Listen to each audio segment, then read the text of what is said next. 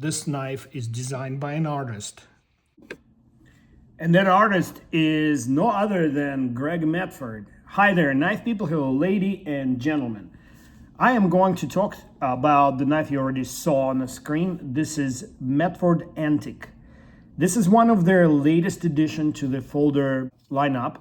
And the major difference from other Medfords that came before it is it runs on bearings and it's a front flipper.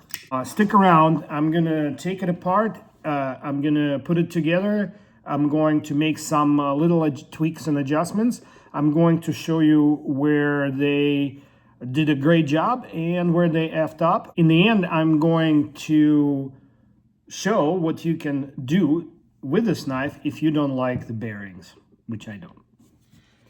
Now, speaking of knives in the same price category, the retail price of this knife is $620, which happens to be just a little bit under, let me wipe this blade, of more of a premium Chris Reeve Sebenza. This is a 31 Sebenza with natural wood inlay and satin grind.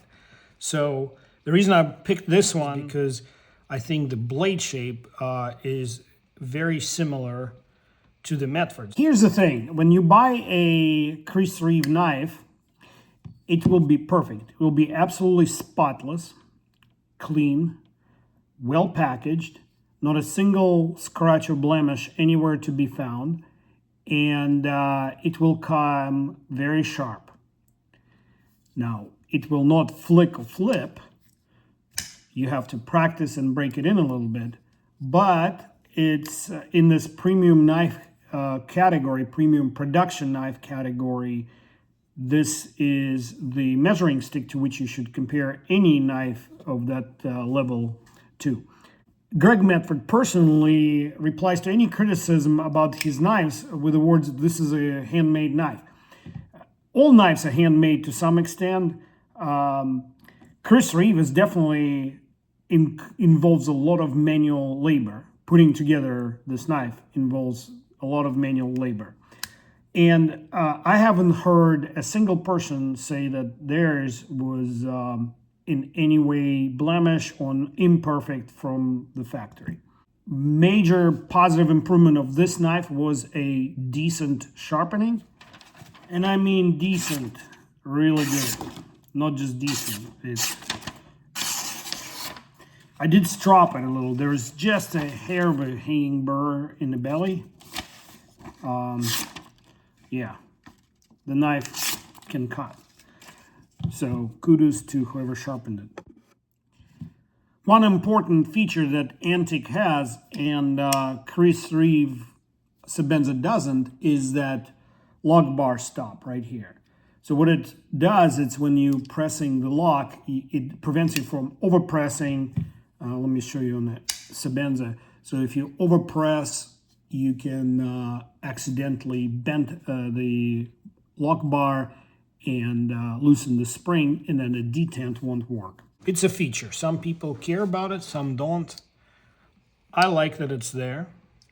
And the key to this knife, it has a, I don't even know if it's called a front flipper. It's a, to me, the front flipper would be here, but it's a flipper that you can only open like this. And in my experience, it's more of a smooth finger opening. You can flick it. And after I made some adjustments, that became a much smoother process or action than it was when I first got the knife. And partially it's breaking in, although bearings don't really have a break-in period, and partially is the adjustment that I made that is coming up. Right. Now, hardware check. This is a T25 on the pivot hardware. And this, all the rest of them, I couldn't tell for sure whether they are T8 or T9. And that sometimes happens when you custom make your hardware. So T8 feels a little loose. And here's T9. Feels like it just grabs the edges. So, and fits in this screw. And clip removal, the T10 here. I cannot find my T25 tip, so I'm just gonna use this Bubba bicycle tool. Now this made me a little nervous because the pivot hardware did not feel super tight, super torqued, and I didn't feel Loctite on the threads. I haven't taken it out yet. That's the first time I'm doing it, so in a second we'll see. And here's the beauty of the beast. It doesn't have a Loctite. It has a pretty coarse thread, which to me would necessitate Loctite actually. So I'll offer this as criticism. That should have Loctite. And by the looks of it, it bottoms out on the recess in the frame and not on the female side of the pivot hardware, not on the pivot nut. Underside is polished, and this is what I was fearing. So I did not want to say anything until I opened up the knife, but there's a lot of snail trail type scratches on the frame here, and here's some kind of machined. So I think when they were buffing it, or however they come out with this finish, I haven't been in their plant, some little piece of abrasive got locked in here and left that pattern here, and that is a criticism. So I'm talking about this repetitive pattern. I don't think it's stone wash, but those are the snail trails I'm talking about. Potentially some of that was done in the store just by sitting among other knives, but you can see it on this side as well, and that tells me that whenever they finish an operation, they may just throw it into the bin with other handles, and that is not something that I would do with a $600+ knife. Now let's take the blade so we don't get caught, because the blade is actually sharp and it has these thrust bearings. So this by the looks of it, Greg Medford's first intro into the bearings. I don't know if I haven't taken the Nosferatu apart, but all the rest of his knives are running on washers. Yeah, just double checking that the Smooth Criminal button lock is also on washers. Anyway, that's the first one that I know for Medford. And these are steel bearings, 9 bowls. So to me they look very similar to the McNeese knives bearings, and his were foreign sourced. So potentially that's the foreign content on the knife. And if somebody can either confirm or deny, I would appreciate it. It's a slip fit, meaning not more than 0.2 of a thousandth of an inch, or 0.2 of an inch clearance between this pin and the frame.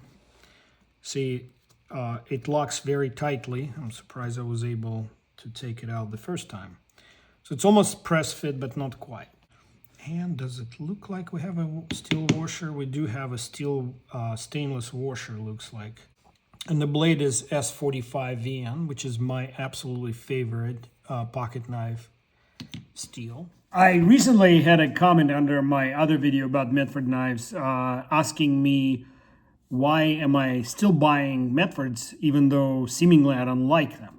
I never said I don't like the knives. I'm offering criticism because for exactly opposite reason. I like the knives, I like their concepts, and their blade work as far as heat treat is impeccable.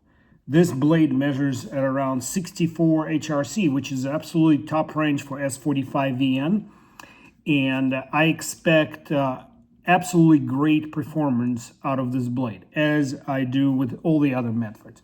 And to me, the blade is the sole, heart, and main purpose of the knife. Another thing I respect about Medford as a company is they hire veterans and disabled veterans at that. So I appreciate that as well. Now the question is, what's the hardness of these washers? As you recall, I recently reviewed the new Kershaw Bel Air, and the washers are completely unheat treated, stainless, very soft.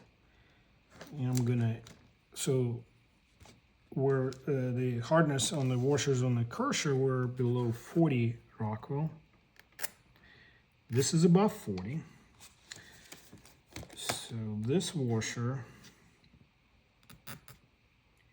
it's above 45. We're gonna get to the bottom of it. It's between 50 and 55.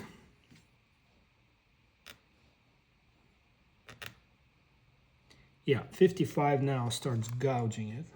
The bearing bowls will be always harder than this washer, but because washer is not super soft, it wears this nice channel that the bearing runs in, and it's just how it is. Let me put the pivot in before I start re-sandwiching the knife.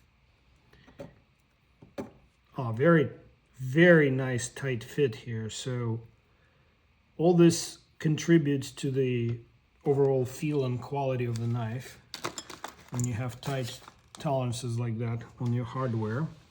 Now, Chris Reeve holds slip fit on all its hardware, and to be honest with you, this feels like a slip fit with a frame, which is what adds to the cost of making this knife. A little bit of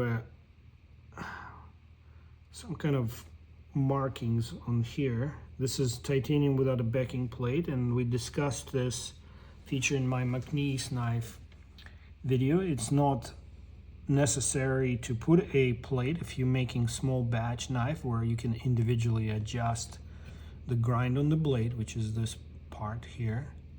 And you can see I don't even need to put a black marker on it. You can see the wear pattern. I think it's because it's sat in a case for a couple of months, people were flicking it, so it clearly shows the wear pattern, so it's very good engagement. So if you, you know what, let's make a little mark here.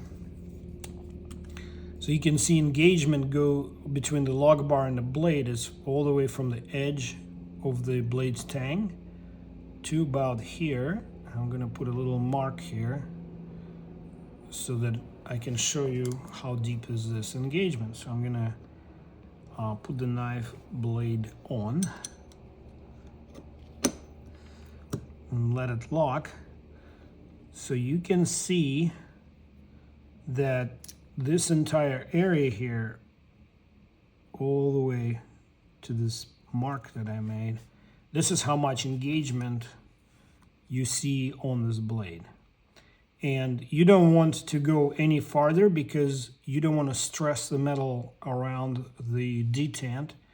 So I am going to declare that it's perfectly done. Well done, whoever did it, appreciate that.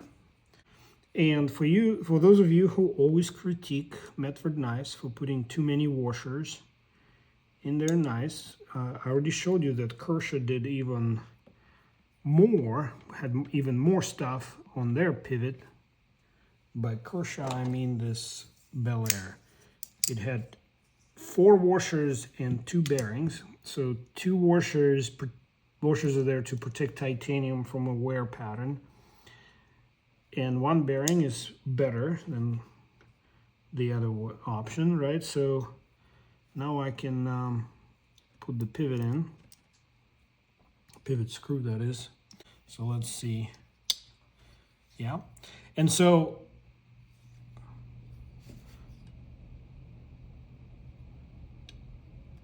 okay, there's a little bit of a detent play here. What I mean by that, the blade is not fully immobilized in a closed position. And since I haven't touched the detent, it's probably a property, yeah, so you can hear it.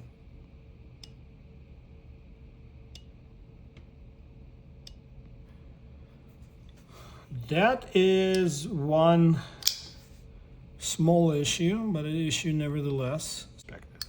So it seems like that ball is smaller than the hole, or sits too shallow. And I don't know if that's the case with other Medfords, so let's try this slim midi.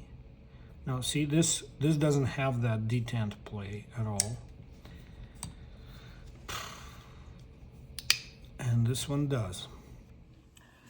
Needless to say, I decided to disassemble the knife and change the compression ratio on this lock bar in order to get a better engagement between the detent ball and the detent hole on the blade.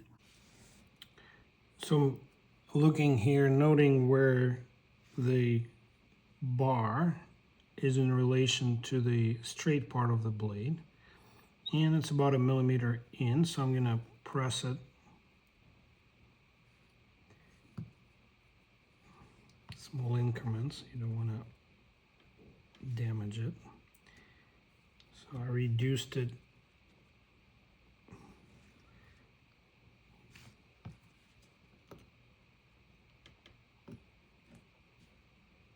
right now. They're reduced it by half to about 1/2 mil.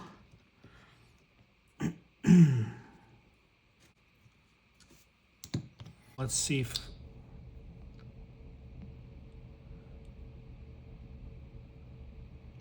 that's it. That's what it needed. Okay. So maybe they were shooting for a certain tension. Oh yeah. Okay. So that was easy. As I promised in the beginning of the video, if you don't like bearings, and I don't like them because they do this to the rest of the hardware. Come on, cooperate.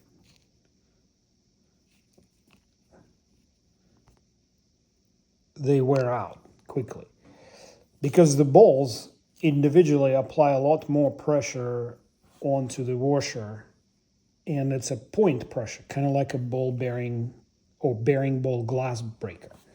So that's why I don't like them. And here's the solution. Let me show you what it is first.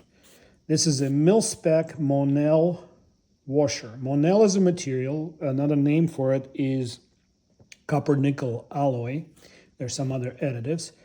And it's called Monel because some of the older money was made, coins were made out of it. And they also make silverware in lieu of sterling silver because it's a lot tougher and harder than the sterling silver. And as you can see, these are made in the USA. And as I mentioned earlier, I have my doubts about the bearings there. And I might be totally wrong, but the same bearing on the McNeese knife, he admits it being made in China. Jonathan McNeese does. And anyway, so here's the two Monel washers. Unfortunately, I can't replace all of it with just two washers. I couldn't find the correct thickness. So I'm keeping these two to set the correct space. And I'm replacing the bearings, which are the same thickness as this washer, with the washers and same diameters. So here we go. All right, let's make this sandwich. Pivot knot in first, very tight tolerance, very good news for the user. Washer, that's the original stainless. This is a new mil-spec washer, US made. I'm going to put flat side toward the blade. It has a little bit concave side on one side and absolutely flat on the other. Now we're going to drop in the blade. I like to press on the lock bar and pop it in like this. Now flat side down, the washer that I slightly polished. goes in next. There you go. And now the stainless washer. Boom. And the front plate. And I'm going to start at the very back here.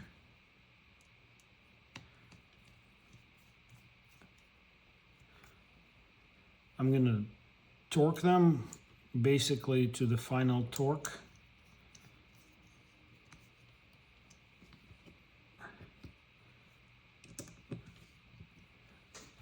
And then I'm going to pop in the pivot screw. I discovered it's actually 2 screws and a nut in the middle. And the screws are titanium, very lightweight. So I'm trying to find that spot where I'm not super tight. Okay. So it feels a little tight. I'm going to back it off 1/4 of the turn. And check the action.